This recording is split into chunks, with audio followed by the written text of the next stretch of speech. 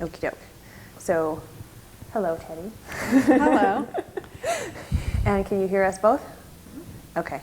And how does she look like she's the main person in the frame? She does. Okay. All right, so It looks good, sounds good. we have just signed the consent agreement and the deed of gift, and I am just testing. I am Becky Chekala, trying to look at the camera, even though that's not going to happen. And today is March 14th, 2014, and I am interviewing Teddy Maurer at the LGBT Center in Harrisburg. And Ms. Maurer, is it okay for me to ask you a few questions about your involvement in the Oral History Project here? Of course. Great. Could you please state your full name and that you are willing to be interviewed? Okay. My name is Teresa Maurer, and everyone calls me Teddy. Okay. And yes, I'm willing to be interviewed. Super.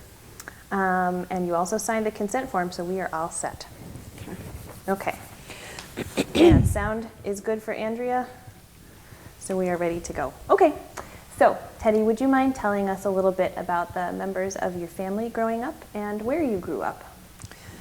I grew up in partially in Northumberland County and partially in Upper Dauphin County. And I was born in Likens, and it was a little dinky clinic, and I was 5 pounds, 4 ounces. My mother was upset because she thought I was going to have to go in an incubator and wouldn't come home, but I came home. So then from there, my father was in the Navy, and so we went home to my mother's house, my grandmother's house. And so that was in Upper Dauphin County. And then when my father came home about a year later, my father bought a house, a farm in Northumberland County. And so I lived there, and there was no plumbing in the house.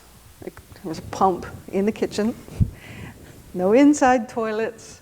It used to be a cabin, you know, with the timbers and all that stuff. And but eventually my father put in a bathroom, and he put in some plumbing. You know, we had big like coal stoves. One sitting in the kitchen is what heated us for a long time. Then he bought another one to help so it wasn't so cold. Mm-hmm. And he farmed, but when he was in the Navy, he was stationed on the USS Hornet, which is an aircraft carrier. And his station was right in front of the radar, and as that radar was going around, it damaged his bones, and he had problems with his back then. He came home and was farming and hurt his back, and from then it was, you know, couldn't farm. So then from the farm we moved to just between Halifax and Elizabethville in Upper Dauphin County, and then that's where I grew up the rest of the way. After I graduated high school at Halifax High School, I graduated in 1972, and after that, I got a job at a shirt factory. Didn't want to. I wanted to go to art school, and my dad said, absolutely not. There is no money in it.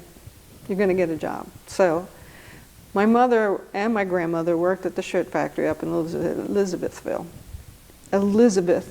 Sorry, that's a little tongue twister there. And it was named Nedrich Shirt Factory. She got me a job there. So while it was quite quaint that all 3 generations of us were working there, I knew quickly it just doesn't what I wanted to do the rest of my life. I mean, you know, it's honest labor, it was, you know, but it just wasn't what I wanted. So luckily a friend of mine had gotten a job at the state. And she said, why don't you get a job at the state? So that's what I did. So I got a job at the state, and I worked there for 37 years. Then I retired. Here I am. You lucky retired person. Well, you know, it was quite an adjustment, because your whole life you identify with what you do. Yeah. And then when that is gone, even though you think, oh, I can't wait till I can retire, but when that is gone, you kind of lose your identity, and it's like, I don't even know who I am anymore, or what do I do now? I woke up in the middle of the night like in sweats thinking, oh my God, how am I going to pay my bills? Because I wasn't working. I mean, you know, I'm getting a check, but it didn't equate right away. So it was quite an adjustment for me, and I'm sure there's probably quite other people that have that problem and just don't mention it because everyone thinks you should just want to retire. I'm okay now, but boy, there for a while. How many years has it been since you retired? In October, this past October, it was 3 years. Okay. So it took most of those 3 years to kind of adjust, do you think? it took a good 9 months. Yeah. 9 months.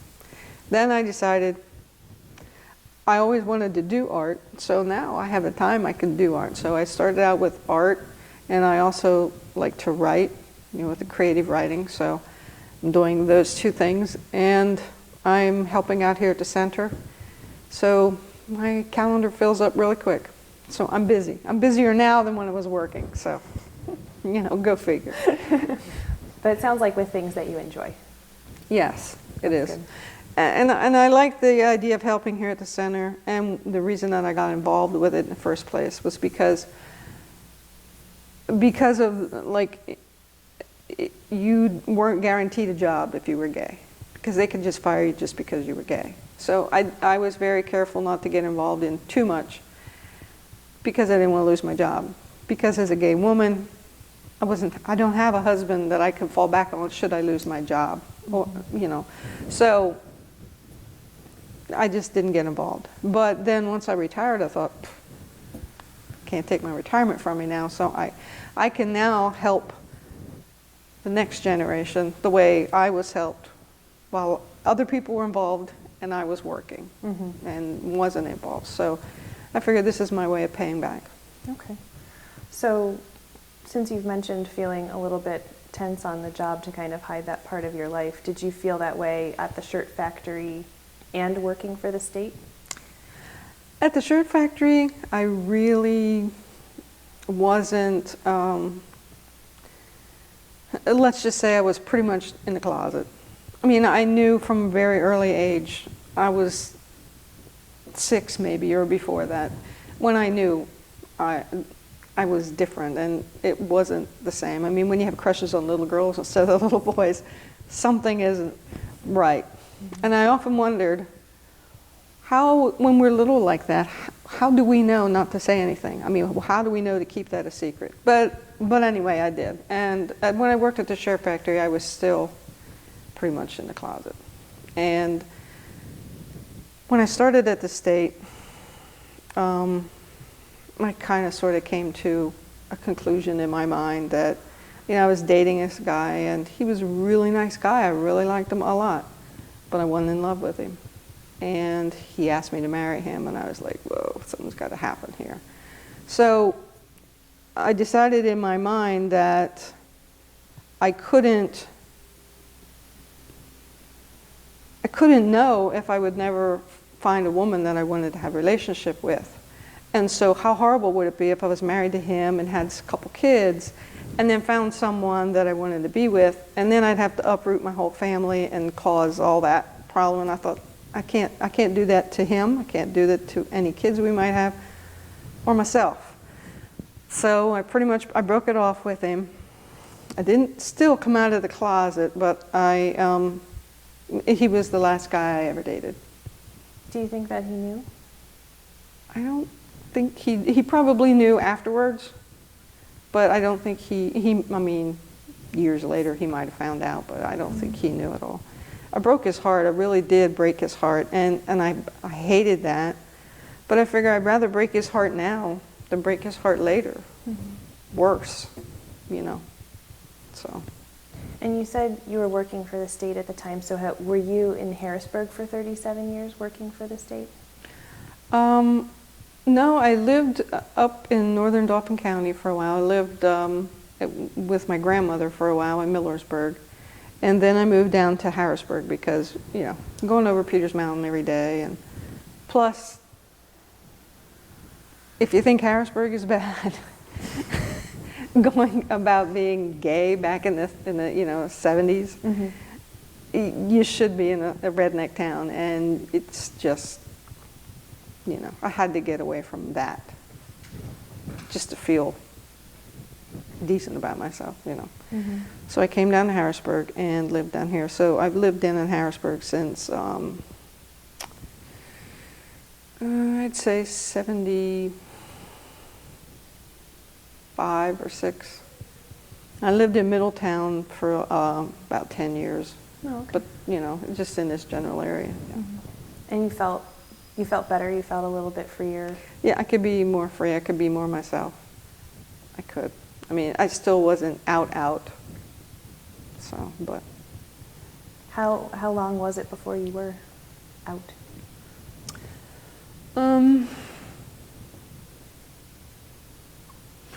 A pretty long time, actually, till I was really out. I mean, I went out to bars and the D-Gem, which, that was the big one back then. So I went to the D-Gem and stuff like that, but I wasn't really out at, say, like at work. I mean, I'd say at work it wasn't probably till 80s, mid-80s, something like that. And I wasn't really out like I was shouting it from the top. There were some people that knew. And was it communicated to state employees directly that if you were out, you would be in danger of losing your job, or was it just kind of an implicit? It wasn't like, out there. It was more of a, And I know that they did pass it quite a number of years ago. I mean, I can't remember exactly when it was, but the thing that no matter of a person's race, all that kind of stuff, that you couldn't lose your job. But I work for the state, and I know they can do whatever they want to do and call it something else. So I still wanted to be careful. Had you seen anybody else kind of get burned by being more obvious? I never saw anyone fired at the state for it, actually, but I did see people take pretty much a beating by other employees. Not really literally a beating, but talk and comments and just kind of ill treatment and stuff like that. Luckily for me, I didn't have a whole lot of that. I did have some friends that once they found out I was gay, they decided they didn't want to even be around me anymore, and it's like, okay, I could see it if I was coming on to you, or I could see it if I was like coming to your house right after work and saying, hey, let's hang out. I wasn't doing that, so, but that's not on me, that was on them. That's the way I see that. But, it was a time, it was a sign of the times. People thought, oh, if I'm hanging with someone that's gay, then that's going to mean I'm gay too, and it's ridiculous. But when did you start to feel like that changed? Or has it changed? It has changed. It's not 100% gone, but it has changed. I don't feel like totally oppressed or anything, no. I can't say when. I would probably have to say late 80s or 90s. It started to change.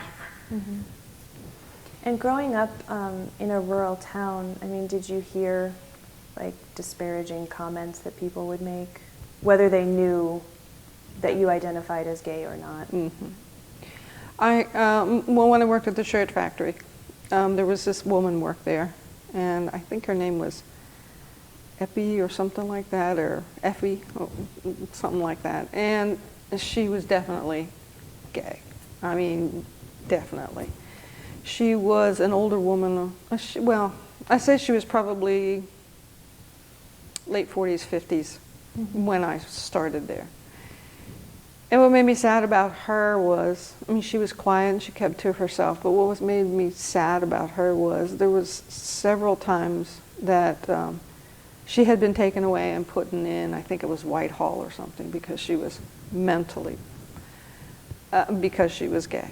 And so she was sick. And she was a nice lady. I mean, I talked to her, but she kept to herself. She was quiet. Do you know if she had family in the area, if there was something keeping her there? She probably did. I didn't know them. And, you know, I just remember my mom telling me that she was taken to Whitehall a couple times because she liked women. Oh, okay. Alrighty. So. That's really interesting. Do you, maybe you don't know this, but do you have a sense for whether, you know, some stranger on the street or your neighbor could like tell the authorities that their neighbor was gay and they could get taken to Whitehall, or did you have to have like a family member? You know, I don't know what happened that she was taken there. It may have been someone that maybe thought she was coming on to them. I don't know. Yeah.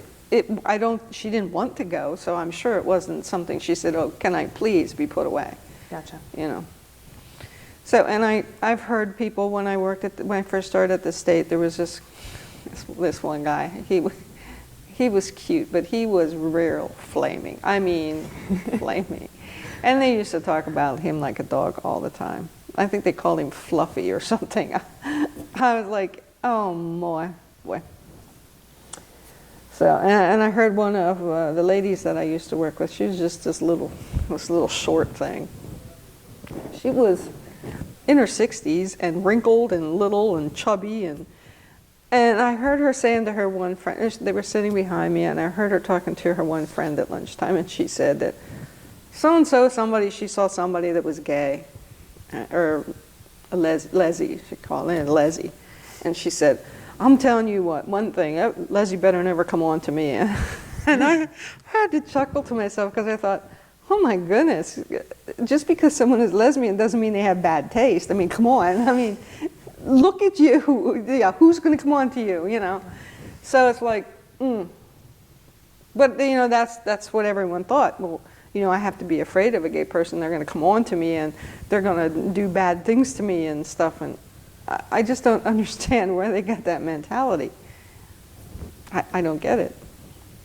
Do you ever encounter that still today? Not as much, no, not as much. I mean, I'm sure you can see like the old biddies in church sometimes, like, because, you know, my partner and I go to church, and we, you know, when you take communion, you're up front, and then when you come walking back, you see everyone in this, you know, sitting there, and every now and then you see the little purple-haired ladies going. But other than that, no, not much, not much. If someone thinks it, I don't think they say it anymore like they used to. Does that make it better or worse? It doesn't make it better, but I don't have to hear it. Okay. You know. Do you go to a church in Harrisburg? No, I actually go to a church in Hershey. Okay. Have you been there for a while? Probably for about 11 years. Yeah, because it's the church that my partner grew up in, and she wanted to go there, so I'm like, okay, we'll go there. You know, the last time I had been to church on a frequent basis was when I lived up in northern Dauphin County, and I never renewed any church down here. I'm more spiritual than I am religious anyway, so, but she wants to go, so I'll go. Was your family affiliated with a specific religion or? Lutheran. Lutheran. So growing up, you were going to Lutheran church. I was also. Are you? Mm-hmm. Okay, so what denomination do you consider, or does your partner consider herself now? Lutheran. Lutheran. Mm-hmm. She grew up Lutheran, we go Lutheran, you know, so. And did she grew up here in Hershey? Between Hershey and Elizabethtown, she grew up, yeah. Cool. How long have you guys been together? 11 years. You started going to church right away, that's nice. It's not that I don't believe in God, I'm just more spiritual, and I just wasn't affiliated. I mean, every now and then I go to like a Catholic church with a friend of mine, or I go to another different church with a friend of mine, you know, but not on a regular basis. When you're not going to church, you say that you identify as spiritual. I mean, are there certain rituals or music or habits that you have that you kind of consider part of your spiritual observance? I pray. And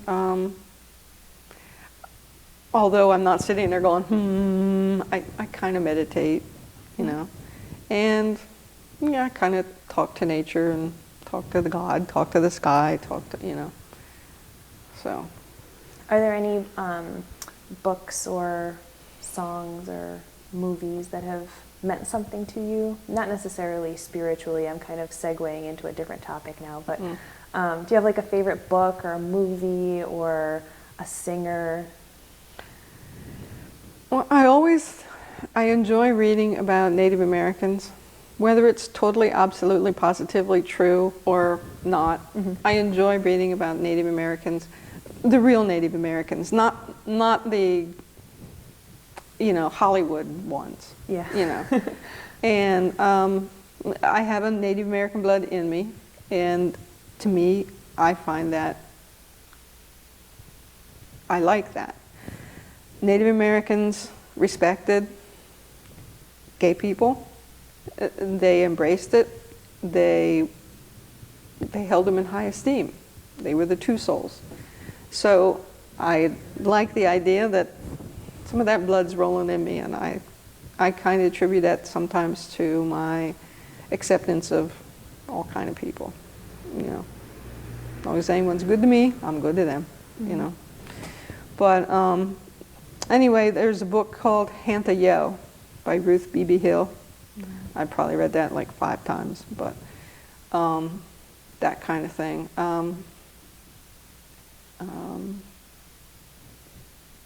I don't read as much as I probably should, but.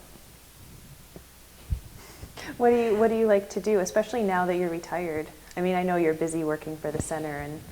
Well, I do my art, and I write, and you know, help people out of, no, I need a ride here, can I have a ride there, and that kind of stuff. What do you consider your art? What kind of art do you do?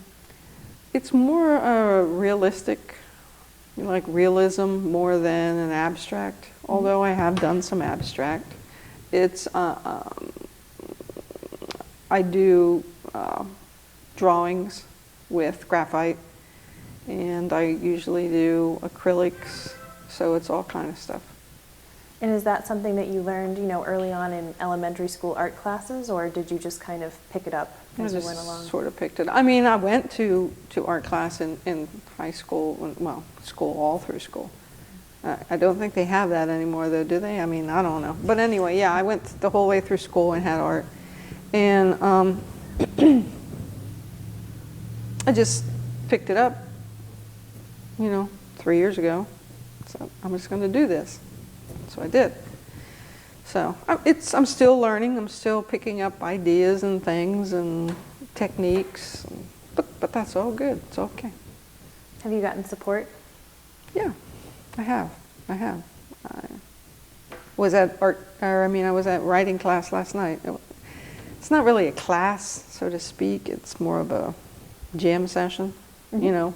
So, but yeah. That's cool. Positive feedback makes you feel good. Yeah, helps you keep going. You said that when you graduated from high school, you wanted to go to art school. So it sounds like pretty early on. Did you self-identify as an artist like pretty early? I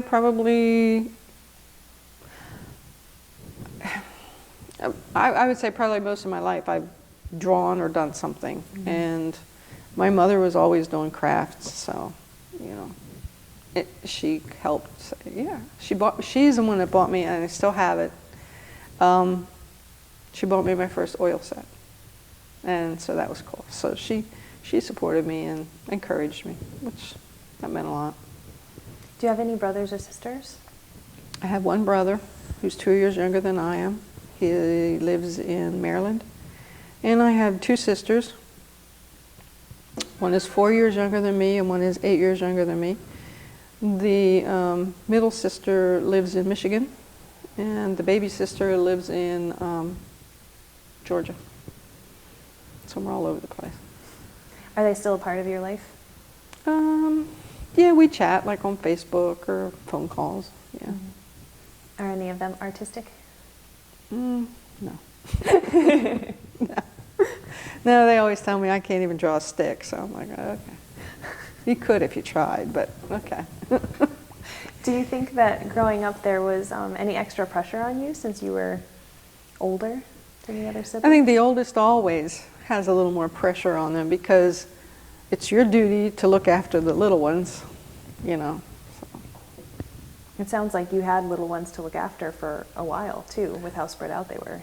Well, I did because my mother worked at the shirt factory and my father worked in York. Mm-hmm. So he worked like swing shifts. When he was home, he was mostly sleeping. So my mother was at work. I was like 10 years old taking care of like a 6-month-old baby, you know. That meant dirty diapers, and they were diapers, not Pampers. so, you know, but, you know, he had to do it. Someone had to do it, and, you know, for babysitters, it was expensive. They couldn't afford it, So your father was in the Navy, and then he hurt his back while he was farming. And so what was he swing shifting in York? What was his job? He was a machinist. Okay. He worked for, when he first went there, it was the Navy owned it. And then it later became AMF. And then I think it became like Voight or something. And then I forget what it was. It's still, it's Harley now, Harley Davidson. Gotcha. And so did he work there until he retired? Yeah, he retired there.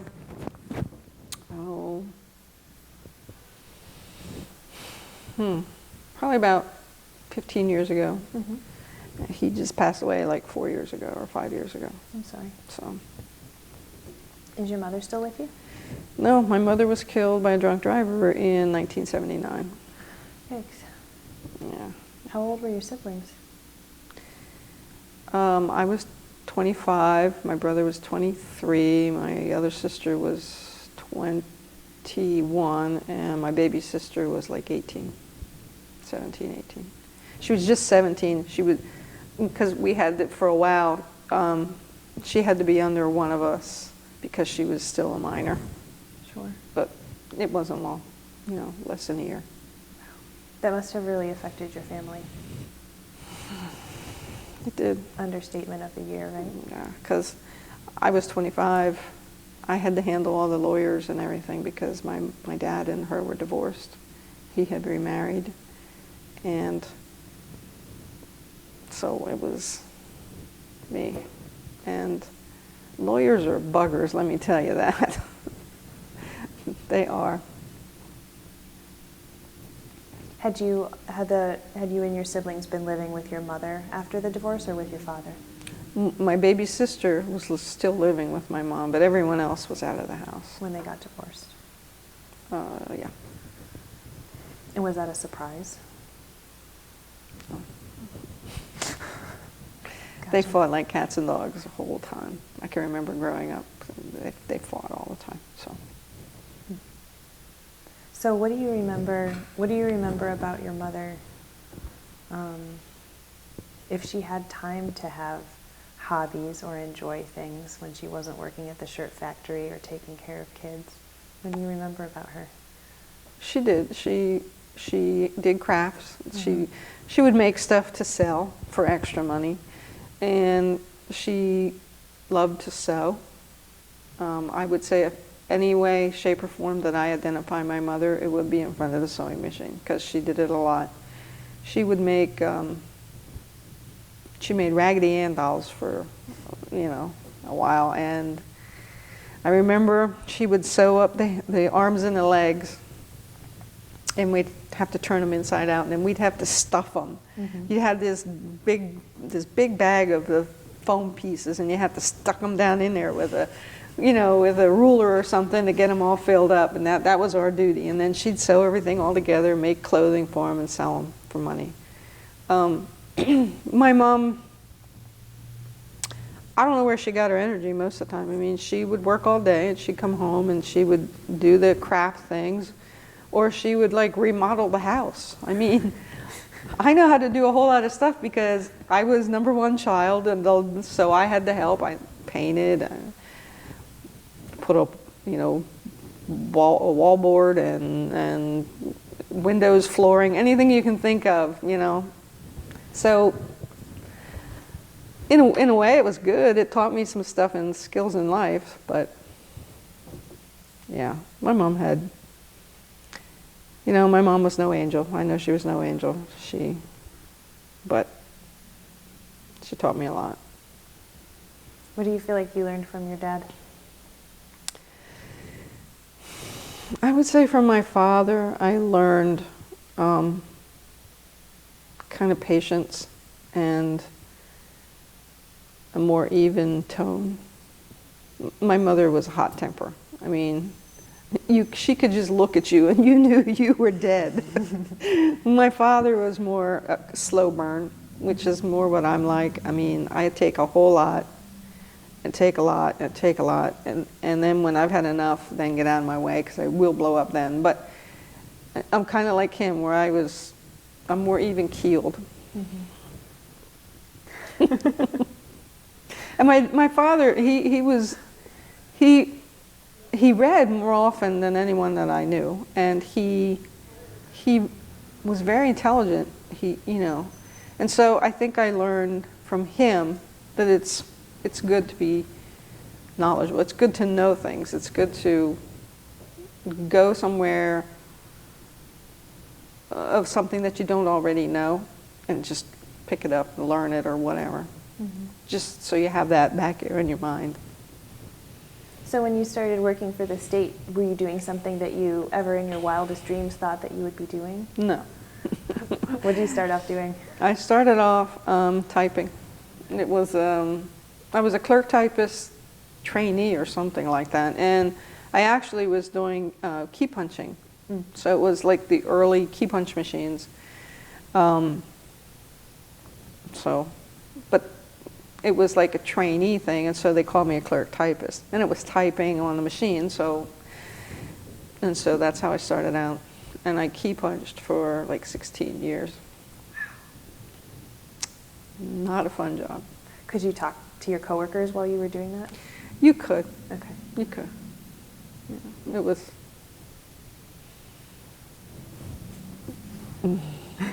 What did you move on to after key punching? To data, working with the data that would come out of the computers.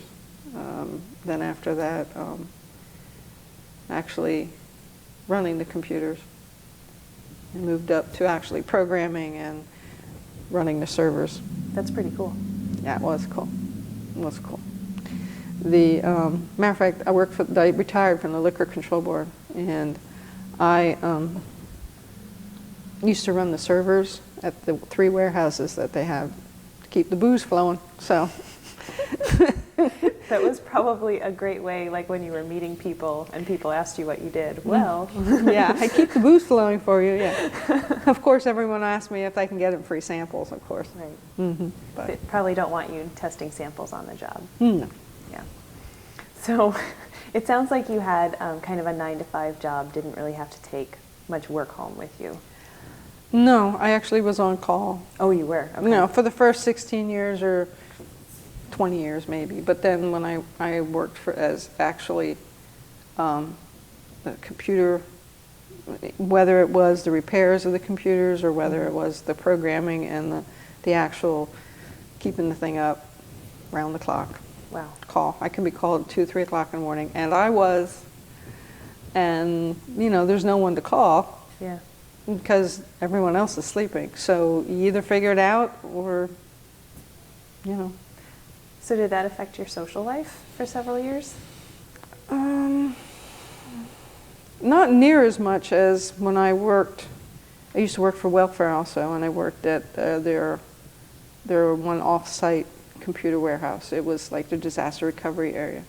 And I worked second shift there. And that affected my social life more than anything, because I was working when everyone else was home, and vice versa. So that affected. A lot of people say to me, "Oh, do you remember that episode on Steinfeld?" And I'm like, "No, I was working." So you feel like you missed out on a chunk of pop culture for a few years? I'm not one for that kind of stuff anyway. I mean, I watch TV, but the little sitcoms kind of work on my nerves. Just it's too short a time to actually get any kind of a story going. Gotcha. And stuff isn't funny. I don't know if it's just because I'm getting old, but the stuff, they have this little canned laughter laughing at, I'm thinking, that's not even funny. So, but that could be me. So what did you do in your free time while you were working? You mentioned that you, in the 80s, I think, went to some of the bars that were available for socializing. 70s, 80s, 90s, yeah. But I didn't really hang out at the bars a whole lot. No, though for a while, like from 87 to like 91 or something like that. I used to be at Stallions every night dancing. Mm-hmm. And, you know, a friend of mine, we go there and we'd dance all night. Boy, then I was in shape.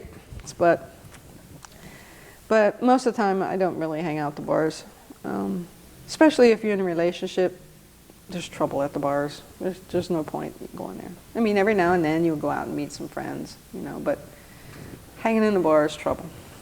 So. But what I did mostly was I had a horse, and so I would ride horse and, you know, hang out with my buds and, you know, just that kind of stuff. Cool. So you've been with your partner, what's her name? I'm sorry. Kara? Kara. You've been with Kara for 11 years. Mm-hmm. And before that, was there someone else or? Mm-hmm. Remember, you don't have to talk about anything that you don't want to. I've had several partners over the years, and there's only one of them that I just, it's best that we don't even talk. That's fine. That's fine.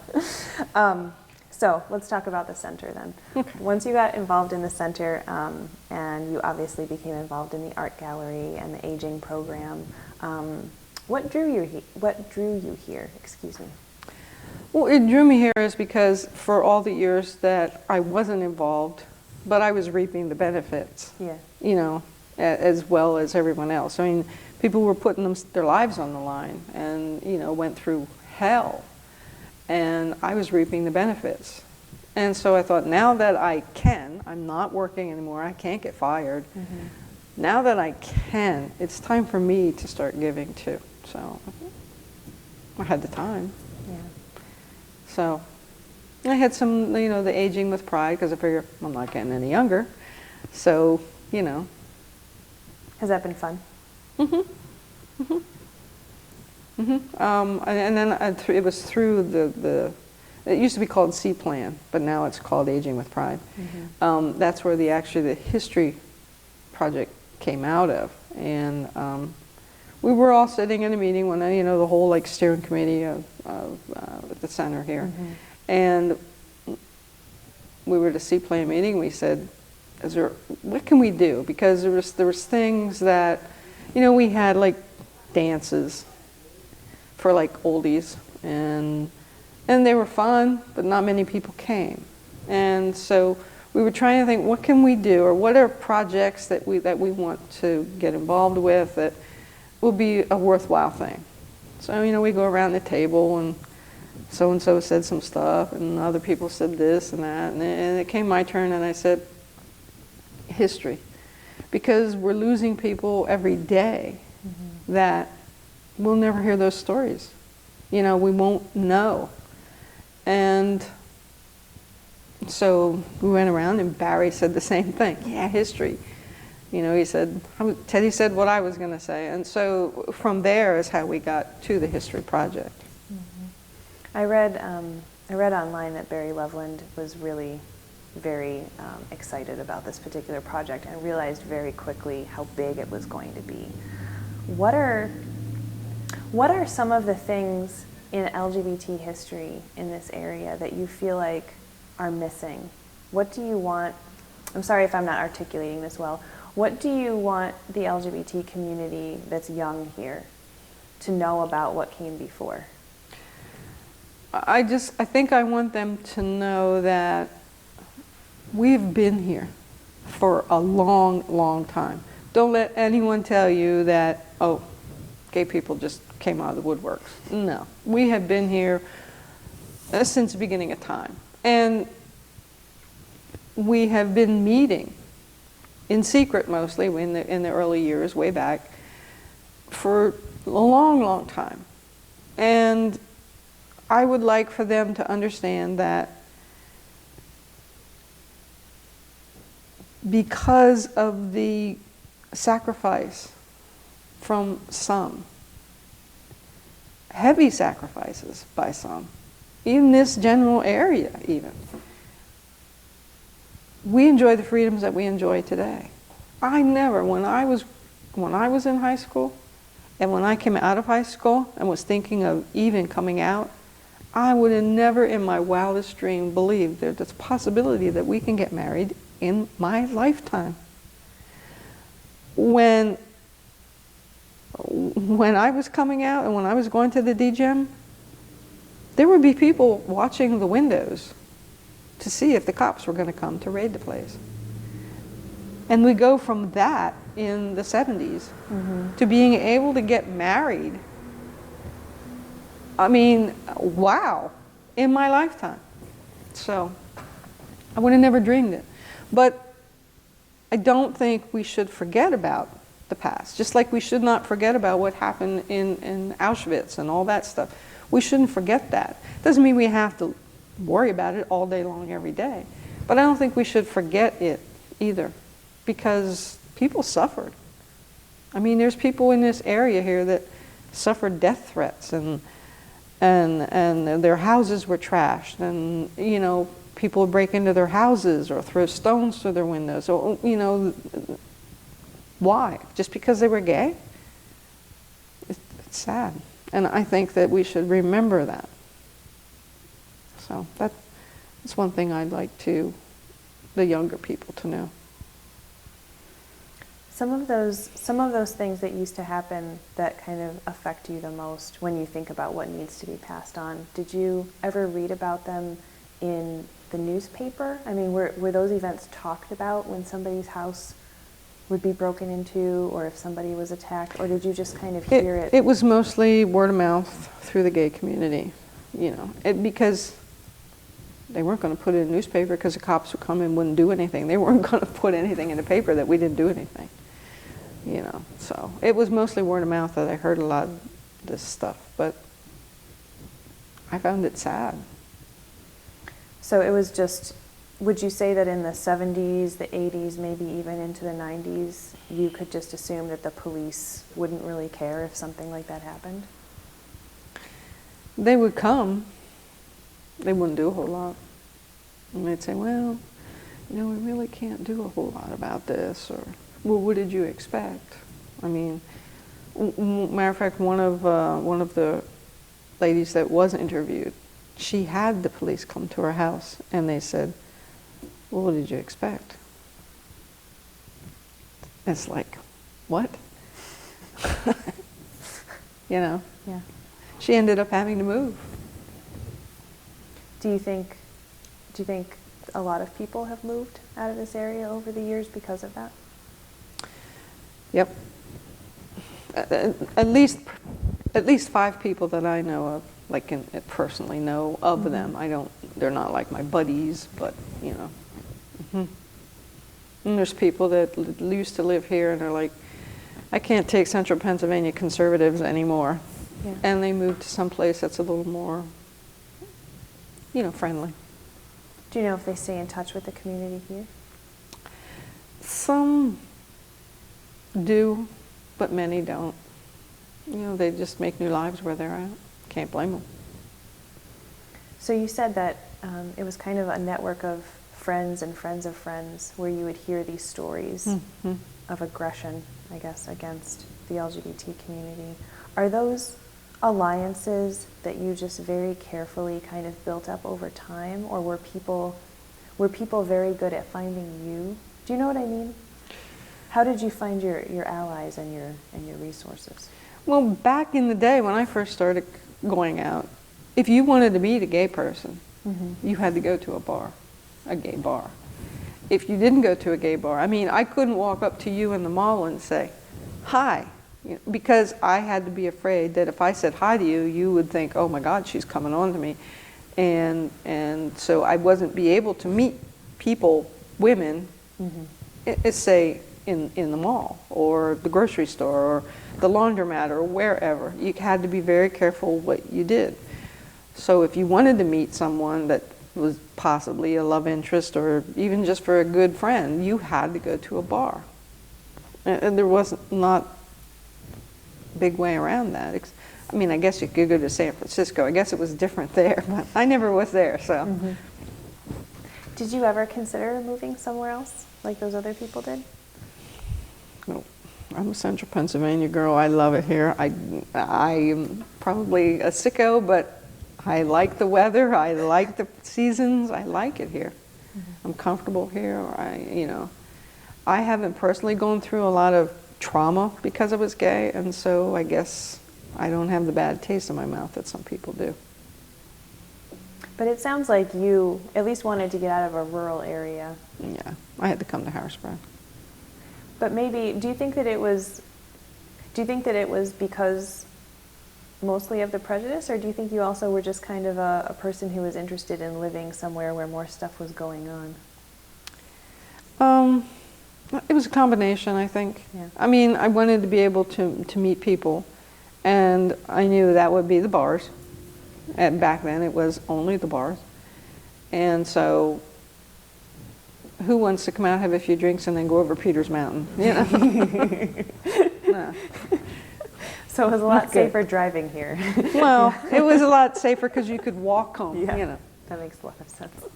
Because I used to just live right over here on Bow Street, and so I would walk to the bars. Mm-hmm. And where do you live now? I live right now off Union Deposit Road, Okay. Lower Paxton Township. You like it out there? Yep, I do. Good neighborhood. I'm new to central Pennsylvania myself. I'm not going to move myself into this interview very much, but it's fun to hear people talk about why they're attached to this area, because to me, coming from the outside, it is strange. And I'll qualify that. There's just a lot going on. Harrisburg has its own culture. Lancaster has its own culture. Then you've got all the farmlands in between, and each individual town has its own culture. Mm-hmm. Do you think of that as something that's unique to central Pennsylvania? The kind of... I never lived anywhere else, so I don't know, but I do know, I mean, I know when you go over Peters Mountain and you hit Halifax, mm-hmm. It's a subculture, and it's different, and that's just the way it is. Mm-hmm. I know when you go further north and you're in Northumberland County, guess what? That's another little circle. Mm-hmm. It is that way. I don't know if it's because many of the areas around here are small communities and they just haven't kind of infiltrated each other yet. I don't know if that's it or not, but it's definitely, yeah, it's unique around here. It is. And it's growing on me, I have to admit. I've lived in Elizabethtown for 4 years now, and they are not super welcoming people. It's not because they're not nice, it's just because they've lived there for so long that why do they need to meet someone new? Mm-hmm. You know what I mean? Well, and I think too, a lot of us around this general area came from the old Dutch, the old German immigrants, and so they were kind of keep to themselves kind of people, mm-hmm. farmers, you know. So I think we still have that mentality going on. They're really nice folks, though. Oh yeah, people are, once you get to know them, mm-hmm. it's just, they're a little bit like, I don't know you. I don't know you, you know. Yeah. Mm-hmm. So at the center, what do you think that this physical space and also the ability of people to gather here, what opportunities or services do you feel like this center is providing that maybe weren't available before? I think just being visible, just giving people a feeling of, I'm part of that. That's my place. Mm-hmm. I can meet here. I can be who I am, and it's okay. Mm-hmm. I think that more than anything. I mean, they do have programs where they help. We have, where people can borrow like crutches and wheelchairs and stuff like that, should they need them. And we have programs here that, we help the community but other ways. But I think just being visible is a boost. Mm-hmm. Because when I was coming up, And it was like, there is no such thing. No, there was, but you never knew it unless you were in the circle. And not everybody was in the circle. Mm-mm. And again, you're in central Pennsylvania, where it's that little standoffish thing we were just talking about with the, everyone lived here for so long. I don't know you. I don't know you. So it was hard to actually become part of the circle because, number one, I don't know you. Number two, I don't know what you're up to. So. Yeah.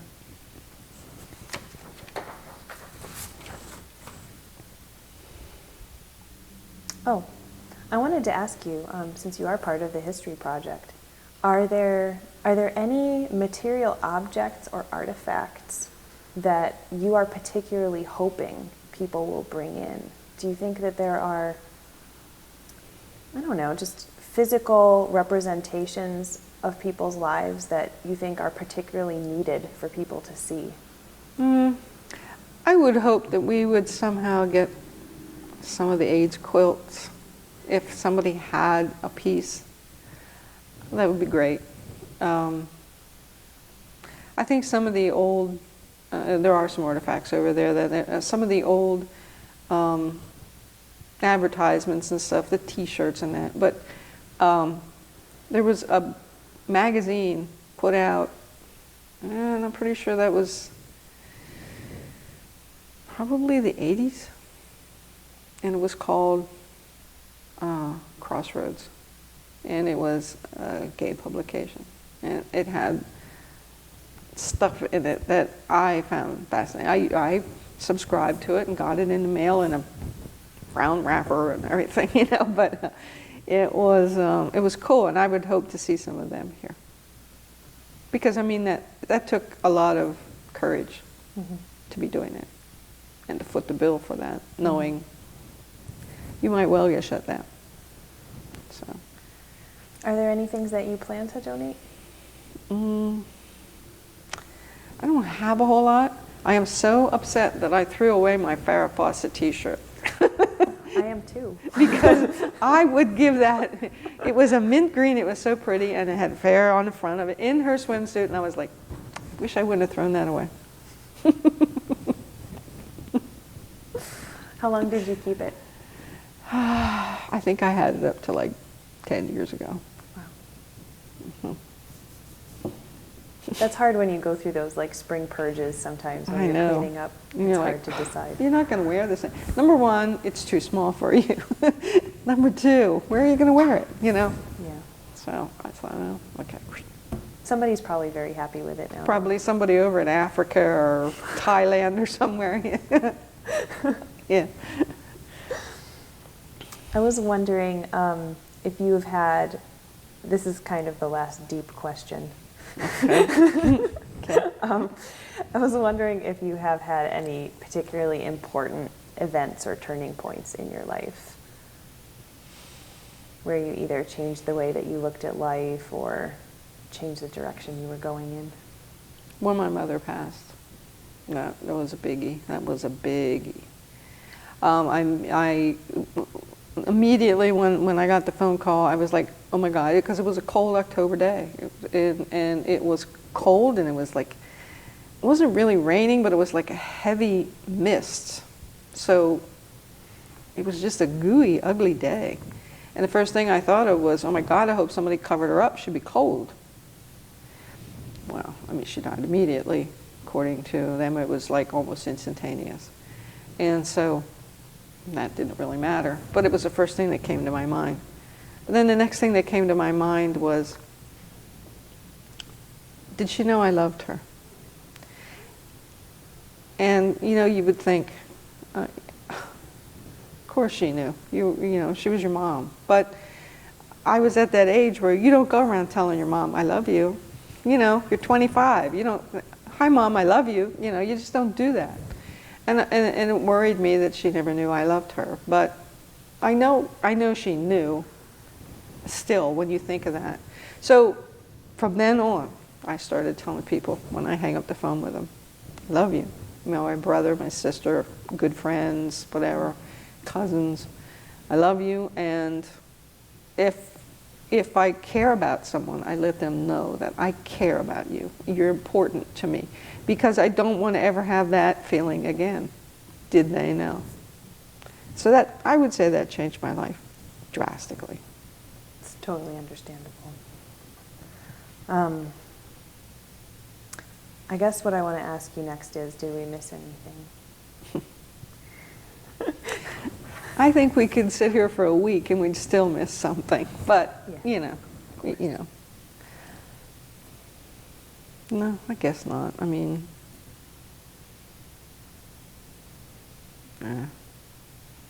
my first, the one girlfriend that I would not want to talk about, who was a royal,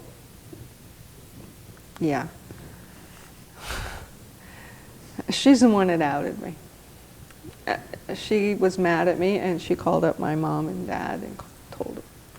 So that was a big thing, because now my mom's crying, what did we do wrong?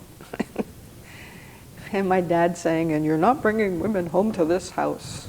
You know, so it was, and to have someone that you cared about do that to you, yeah, that's a little bit of a life changer. Wow. So that's how I came out. I didn't actually come to my mom and say, Mom, I have something to tell you. No. Did your parents know your girlfriend? Had they ever met her before? They knew her. So she was outing herself as well. Mm-hmm. She didn't care. She was angry at me.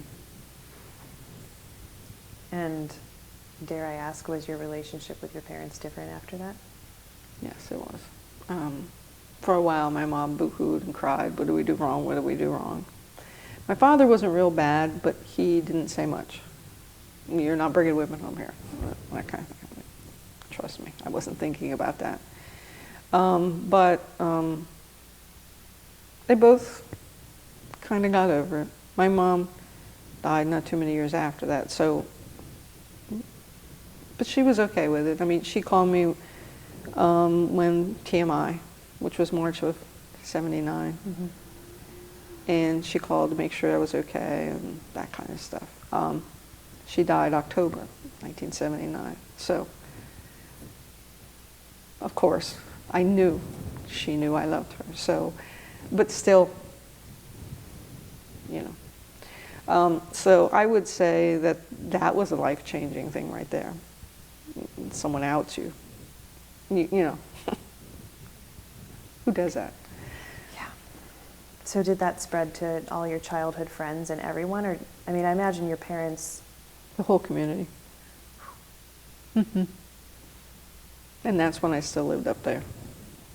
Yeah. That was another reason to move to Harrisburg. And Harrisburg was better? Yeah. Because I didn't have to... No one cared. Neighbors didn't care. They didn't care. I don't know you.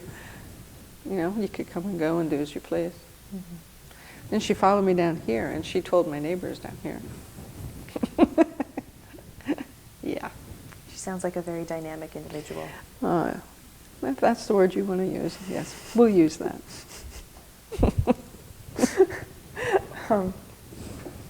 So, bringing it back to that was a really. Is there anything else you want to say? Because that was important. Well, I guess I could bring up the fact about my partner's biological son. He was my son, but he wasn't my biological son. He committed suicide. He was bipolar and committed suicide. And it was kind of really weird because people would console her, but I wasn't. I wasn't part of the picture. You know what I mean? It was one of those kind of things. And that was 2003, 4. So even then, you know, mm-hmm. I couldn't have my name in the obituary announcement. I couldn't, you know, it was weird. You know, everyone consoled her and his father, but I was just like there. You know, and that hurt because I loved him too. So, but I would say that's another thing that I hope changes as thing goes on, because when you become part of someone's life like that, you're mourning too. You're sad too. You're hurting too. So I hope that changes. And I guess that's it. Wow. I guess I just want your opinion on something, because Okay. I'm interested. On the website, the LGBT Center says that it wants to provide educational, cultural, and community activities that foster wholeness. I'm really interested in the word wholeness. I have been kind of for a while with my research. I was just wondering how you would describe or define the concept of wholeness. Wholeness? Wholeness, if you've ever thought of it before. Wholeness to me means that it encompasses every part of your life. In other words, spiritually, physically, mentally, educational, fun, everything, every little corner. Because I think if you feel good about yourself, I think you feel, whole. I feel more whole when I can be myself. And you feel that way at the center. I feel that this is a really good step, yes. And I realize we can't have religious affiliations, as we can't have church here. I mean, I guess we probably could, but do we want to go that way where we're saying, okay, well, this is a church that's here, and then have it assumed that that's the church, that we're only accepting that church? I know, so we have to be careful what we do, but I think, like I said, I think just this being here and being visible and it's active and there's people coming here all the time, I think that is a big step that helps kids say, oh, there are people like me. If someone's isolated, they feel really crappy. And then when they find out, oh man, look, there's a whole bunch of people in there. I can belong. So that, to me, that's what wholeness is. Thank you. Mm-hmm. Thank you very much for talking to me today. I really appreciate it. Yeah. I've been informed by my camera woman that we are almost out of memory. Okay. And so for this interview, goodbye and good luck. Thank you.